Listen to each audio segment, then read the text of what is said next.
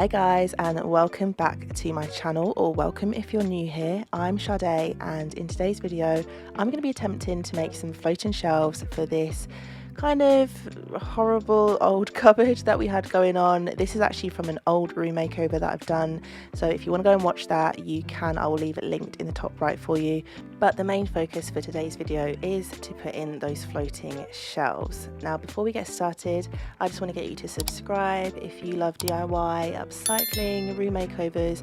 I do all of that over here, so be sure to hit the subscribe button so you don't miss a video from me in the future.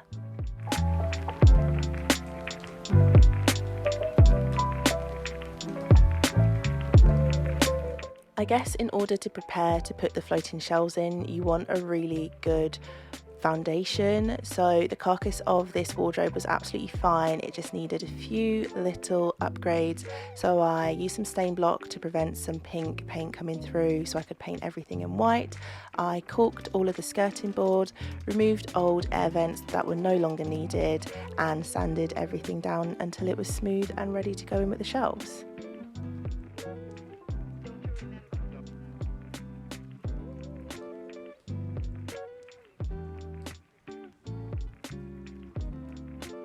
One thing I was sure to do on this project was to draw out a template of what everything would look like after I took my measurements.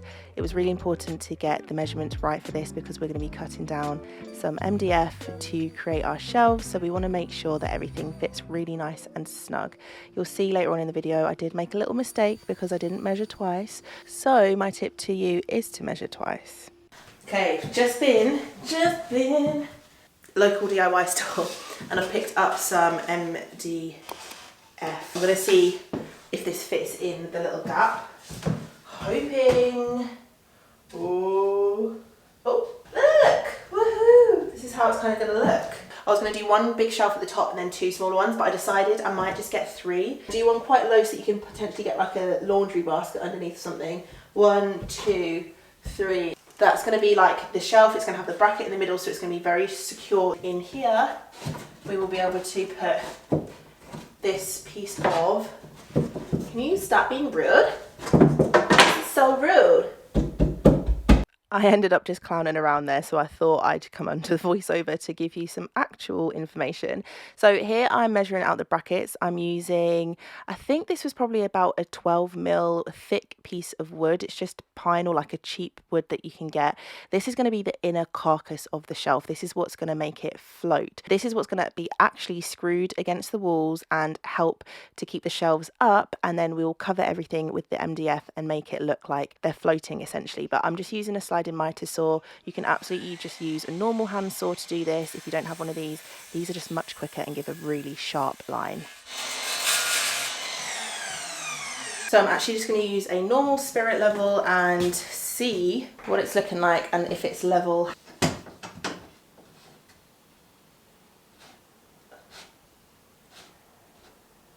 That is kind of where it lives. I've just realised, so I didn't make it an exact flush fit, it seems. I definitely recommend measuring a little bit better than I did. I kind of really roughly measured it all yesterday because I wanted to get the stuff cut ASAP. But maybe take a couple of times just to double check everything meticulously. This is what I meant by measure twice. I didn't, so my calculations were just short by about 1 centimetre or 2, which doesn't sound a lot, but it actually was in this case because we were meant to be creating a bracket that fit really snug inside the wall. So just measure twice and you'll get a perfect fit.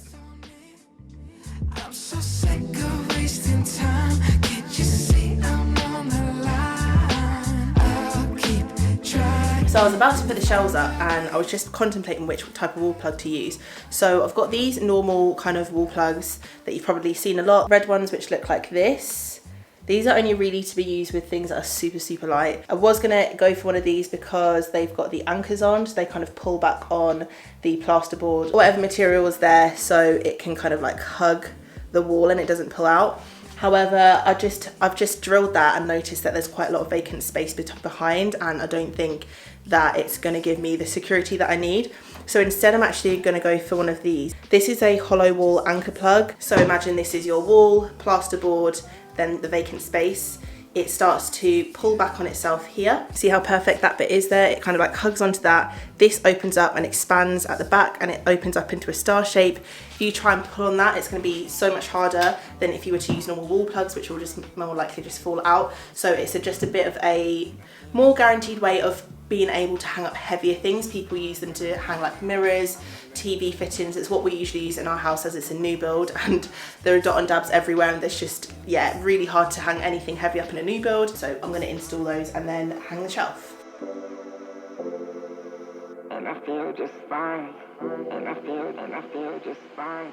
At this stage, I have to apologise. This video is now nearly a year old and I've only just got around to editing it, but I've lost all of my normal YouTube footage. So this is a reel that I did on Instagram, and I'm just going to quickly talk you through what I was doing. So simple. Once you've created your brackets, you just secure those onto the wall as I'm doing here. You've already got your MDF cut. You're going to want to wood glue the MDF to the bracket at the top and underneath, and then you can use some clamps to secure them in place. I also went in with some teeny tiny wood screws to keep them in place and make them a little bit more secure as well. And then you can put the front fascia on with some panel pins or just wood glue if you prefer.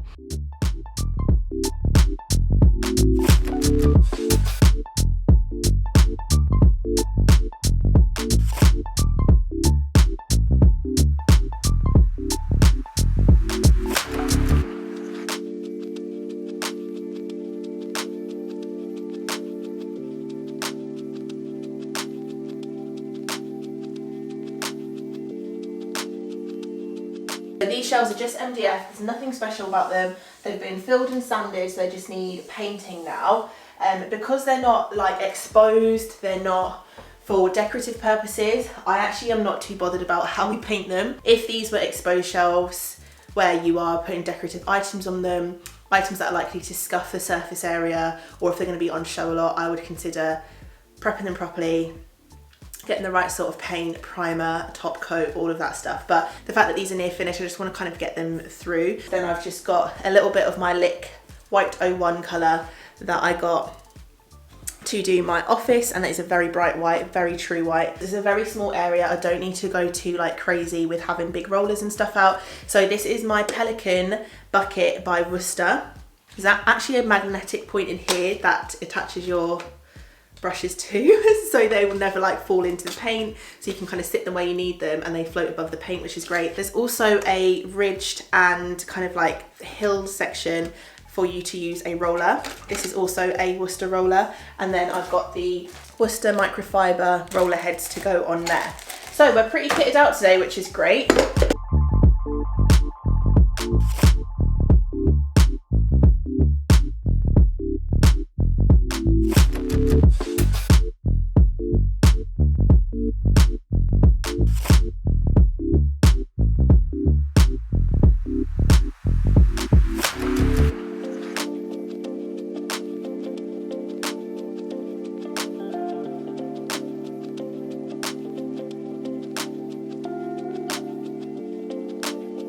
After one coat of primer, a couple of coats of normal paint, some sanding and some caulking, this is how the final product looks.